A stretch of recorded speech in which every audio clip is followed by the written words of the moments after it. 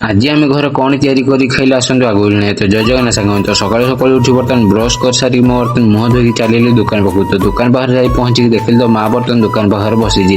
ମାକୁ ବର୍ତ୍ତମାନ ଘରକୁ ପଠେଇ ମୁଁ ଦୋକାନ ପାଖରେ କିଛି ସମୟ ସେଠି ବସିଲି। କିଛି ସମୟ ପରେ ବାପା ବର୍ତ୍ତମାନ ମାର୍କେଟିଂ କରିକି ପଳେଇ ଆସିଲେଣି। ତାପରେ ବାପାଙ୍କ ପାଖରେ ଜିନିଷ ନେଇକି ରଖିଦେଲେ। ଆଉ ଏପଟେ ରାଜା ବି ଭୋକ ଲାଗିଥିବାରୁ ବର୍ତ୍ତମାନ କାଳିଆ କକାଙ୍କ ଘରକୁ ଯାଇକି ବେଲା ଗୋଟେ ନେଇ ଆସିଲେ। ନେଇ ଆସିଲା ପରେ ବର୍ତ୍ତମାନ ଭୁଜା ନେଇକି ବର୍ତ୍ତମାନ ଲିଟୁ କକା ମୁଁ ଖାଇବା ପାଇଁ ବସେଇଲେ। ଲିଟୁ କକା ଛକରୁ ବର୍ତ୍ତମାନ ତରକାରୀ ସହ ଆଳୁ ଚପ ଆଉ ବରା ଆଣିଥିଲେ ଖାଇବା ପାଇଁ। ଡେରି ନ କରିକି ଆମେ ଦୁଇ ଜଣ ଭୁଜାର ତରକାରୀ ଗୋଳେଇ ବର୍ତ୍ତମାନ ଖାଇବା ପାଇଁ ବସିଲୁ। ତ ଖିଆ ପିଆ ସରିଲା ପରେ ବର୍ତ୍ତମାନ ଦୋକାନ ପାଖରେ କିଛି ସମୟ ବସିଲା ପରେ ମୁଁ ଦୋକାନ ବନ୍ଦ କରିଦେଇ ପଳେଇ ଆସିଲି ଘର ପାଖକୁ। ତ ଘର ପାଖରେ ପହଞ୍ଚିକି ବର୍ତ୍ତମାନ ଖାଇବା ପାଇଁ ବସିଗଲି। ତ ଖିଆ ପିଆ ସରିଲା ପରେ ବର୍ତ୍ତମାନ ଉପରଓଳି ହେଲା ଦେଖିଲି ତ ମୋ ଦିଦି କଣ ଗୋଟେ ନୂଆ ଆଇଟମ କରୁଛି, କିନ୍ତୁ ସେ ଆଇଟମର ନାଁ ମୁଁ ଏତେ ବି ଜାଣିପାରିଲି। ନାଁରେ କଣ ଗଲା, ପେଟକୁ ଗଲେ ତ ହେଲା। ଆଉ ଏପଟରେ ବୋଉ ବର୍ତ୍ତମାନ ଚା ବି ତିଆରି କରିସାରି ସେଠାରୁ ଗୋଟେ ଗ୍ଲାସ ଆଣିକି ବର୍ତ୍ତମାନ ପିଇଦେଲି ଚାହା। ତ ପିଆ ପିଇ ସରିଲା ପରେ ଆମର ନୂଆ ଡିସ୍ ବି ତିଆରି ହେଇଥିଲା। ଦେଖିବାକୁ ତ ଭଲ ଦେଖାଯାଉଥିଲା, ଟେଷ୍ଟ କଲେ ହିଁ ଜଣା ପଡିବ କେମିତି ହେଇଛି। ସେଥିରୁ ମୁଁ ଗୋଟେ ଉଠେଇକି ଚାମଚରେ ଟେଷ୍ଟ କଲାରୁ ଜଣା ପଡିଲା କି ଏତେ ଭଲ ବି ହେଇନି କି ଏତେ ଖରାପ ହେଇନି, ବାସ୍ ଟିକେ ଅଲଣା ଥିଲା ଆଉ ଗରମ ବି ଥିଲା। ଯଦି ମୋ ଭିଡିଓଟି ଭଲ ଲାଗିଥାଏ ଚ୍ୟାନେଲକୁ ସବସ୍କ୍ରାଇବ